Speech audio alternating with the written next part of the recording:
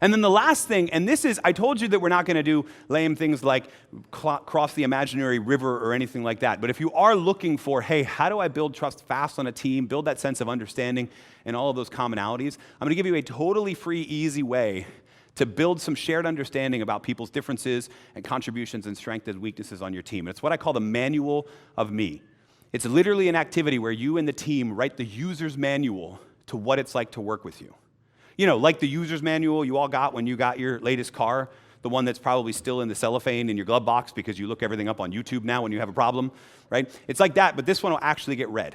A manual of me is asking the team to write out, hey, here's what it's like to work with me. And it's not specific details so much as it's strengths and weaknesses and preferences and things like that.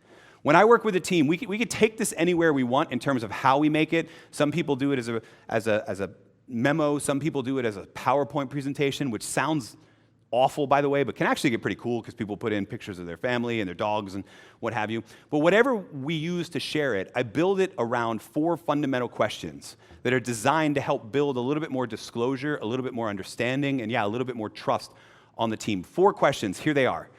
Question 1, they're all fill-in-the-blank questions. Question 1, I'm at my best when blank. This is the context, the scenarios, the situations, the type of work that I absolutely excel at. This is what I am great at, which ironically enough is not Excel, at least for me. But there'll be other people on your team for whom it is, right? These are the things I'm at my best at. Maybe this is even the context I'm working in. I'm at my best when I'm in the office or at home or in a third space or what have you. I'm at my best when blank. Number 2 is the inverse of that. I'm at my worst when blank. These are the things I loathe doing. These are the scenarios where I'm really constantly distracted. These are the things I look at and they just kind of drain me. I'm at my worst when blank. So we have strengths and weaknesses in the first 2 questions. The second 2 questions are more about how you fit with the rest of the group. You can count on me to blank. In other words, these are the areas on the teams that I've worked on I've historically found that I'm able to pitch in and help. These are the things people come to me with knowledge of. These are the things that people ask me, the common questions that are like easy to me but other people struggle with. You can count on me to make this extra contribution to help the team. And then the last question, and the one that I always design last because it's usually the biggest leap, is what I need from you is blank.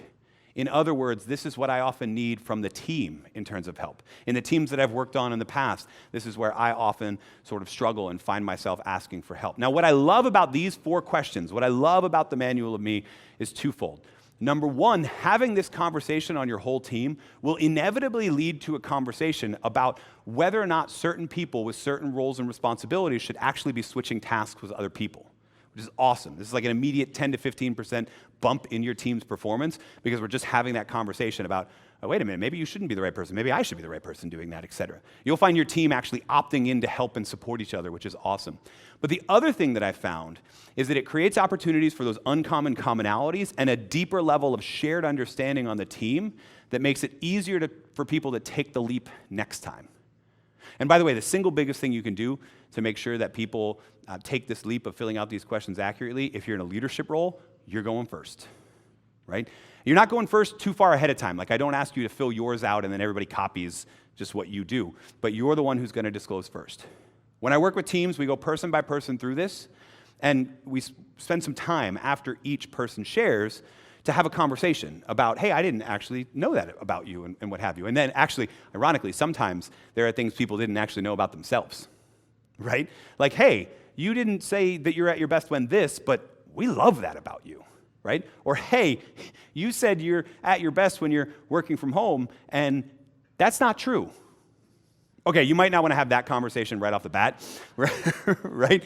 But if you're in a leadership role and somebody says that and you're like, yeah, that doesn't actually match up with what I've observed, at least you can flag that. You can note that and you can have that conversation at a later date, right? So there's this great buildup of a sense of shared understanding, but there's also this great buildup in people's willingness to take that leap, to move from trust to that interpersonal leap so that people can benefit, right?